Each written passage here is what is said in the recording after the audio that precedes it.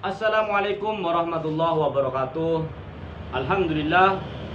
Alhamdulillahirabbil alamin wassalatu wassalamu ala sayyidina Muhammadin wa ala alihi washabihi ajma'in. Amma ba'd.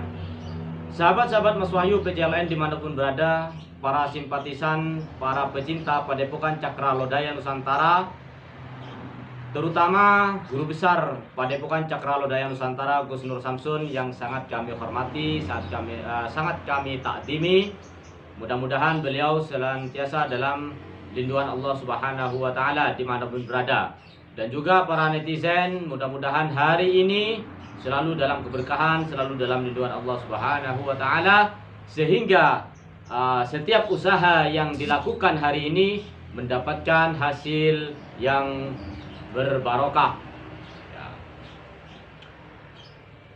Sahabat-sahabat yang saya cintai, yang saya hormati dimanapun berada, yang tidak bisa saya sebutkan satu persatu nama, namun tidak mengurangi rasa hormat saya terhadap kalian semua, baik yang ada di Indonesia, negeri NKRI tercinta, maupun yang ada di luar negeri.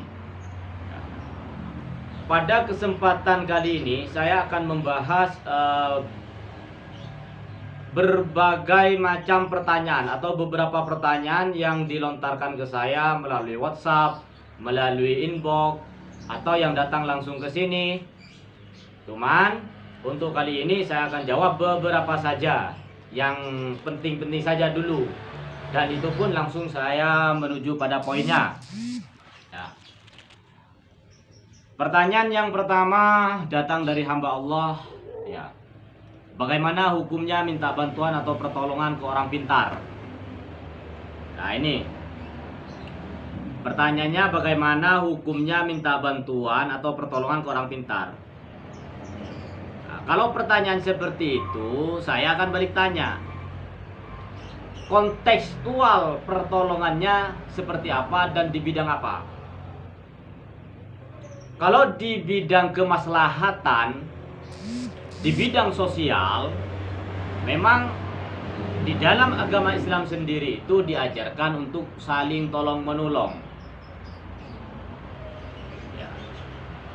Tolong menolonglah kamu di dalam berbuat kebaikan dan takwa, dan jangan tolong menolong kamu di dalam berbuat kejahatan, kemudorotan, ketidakbaikan. Tuh. Jadi ada perintah, ada larangan. Yang diperintahkan adalah tolong menolong di dalam berbuat kebaikan. Contohnya, contoh kecil ini ya. Kita sedang jalan nih, naik mobil. Tiba-tiba di tengah perjalanan ada orang yang membutuh bantuan kita. Contohnya ada sepeda motor jatuh misalnya. Kita wajib menolong. Sesama muslim, sesama manusia, jangan pandang itu siapa, ya wajib kita tolong menolong. Tuh. Jadi tidak harus orang pintar, orang bodoh, orang spiritual, orang setengah pintar, ataupun orang paranormal. Semuanya wajib tolong menolong di dalam berbuat kebaikan. Akan tetapi kalau arah pertanyaannya ke bidang perdukunan, nah ini saya tegaskan, kalau arah bantuannya ke bidang perdukunan yang sekiranya menjadikan hati kita syirik, iman kita rusak gara-gara praktik perdukunan tersebut, maka hukumnya haram. Barang siapa yang datang kepada dukun, kemudian percaya dengan apa yang diucapkan oleh sang dukun, maka tidak diterima sholatnya 40 hari 40 malam. Itu saya tegaskan seperti itu. Contoh, kamu kalian seorang pedagang nih ya. Tak pedagang apa saja, pedagang. Setahun yang lalu mungkin rame sampai hari ini kemudian besoknya mengalami kemerosotan, artinya warung sepi. Kemudian kalian pergi ke dukun untuk minta penglaris, untuk minta bantuan-bantuan yang tidak sesuai dengan syariat, maka itu hukumnya haram. Akan tetapi kalau kita hanya mendatangi orang yang dianggap alim, orang yang dianggap mempunyai ilmu di bidang itu, kita minta nasihat kepada orang tersebut, bagaimana cara memajukan usaha, bagaimana solusi keluar dari masalah tersebut, maka itu tidak menjadikan masalah. Yang menjadi masalah itu ketika daganganmu sepi, ketika kamu punya permasalahan di dalam rumah tangga, di dalam ekonomi dan lain sebagainya, kemudian datang ke dukun minta bantuan supaya dibantu oleh sang dukun.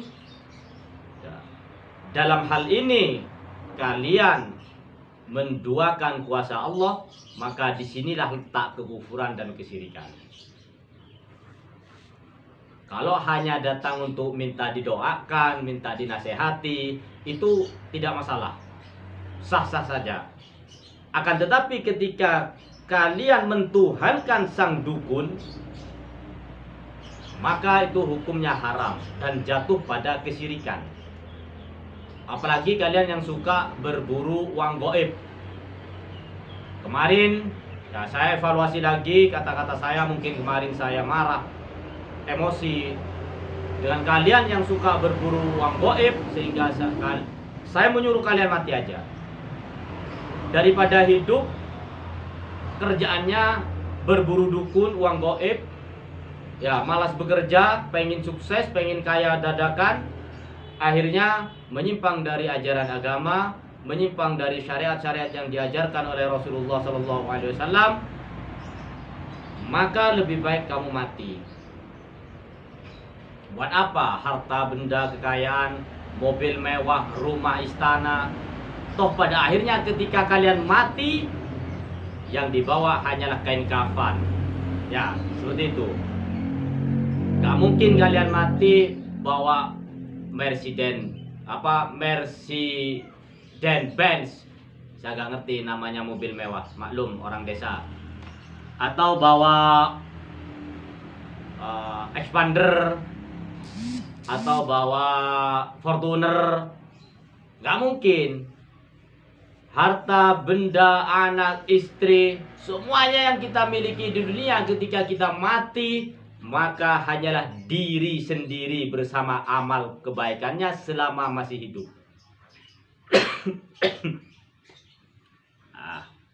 Ini minta air. Minum dulu. Atuk. Aing.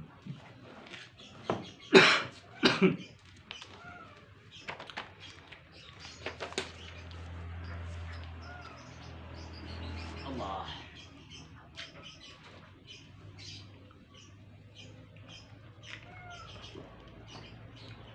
Jadi seperti itu saudara-saudaraku. Jadi kita hidup itu jangan kita diperbudak oleh hawa nafsu, jangan kita mau diperbudak oleh harta benda dan isi dunia. Dunia ini hanyalah panggung sandiwara. Dunia ini sementara. Ya, sedangkan tujuan kita terakhir adalah akhirat. Bagaimana kita akan menghadap Allah, bagaimana kita akan mempertanggungjawabkan apa yang kita berbuat di dunia. Bahkan amal perbuatan manusia itu sekecil deroh pun, sekecil biji sawi, itu akan dipertanggungjawabkan.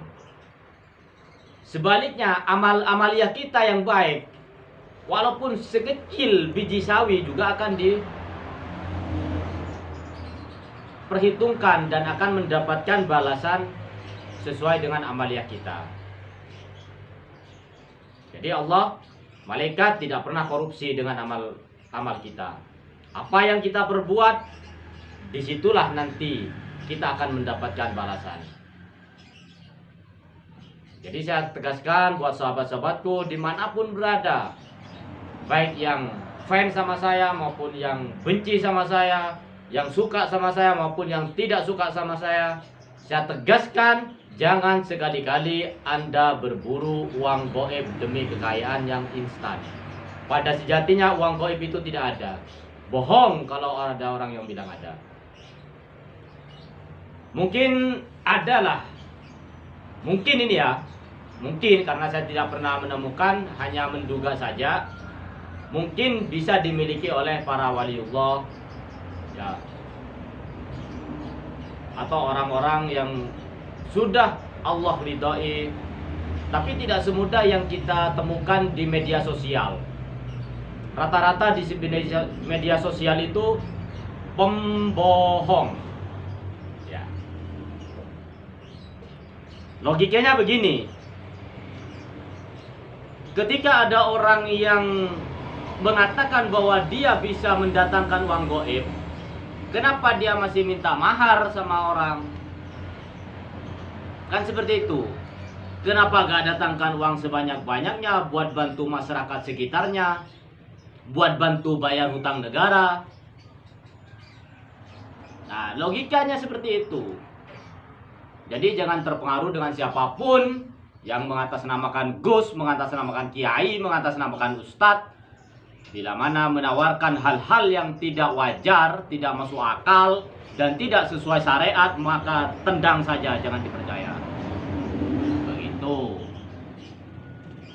Sudah ya, sekilas pertanyaan mengenai hukumnya minta bantuan atau pertolongan ke orang pintar.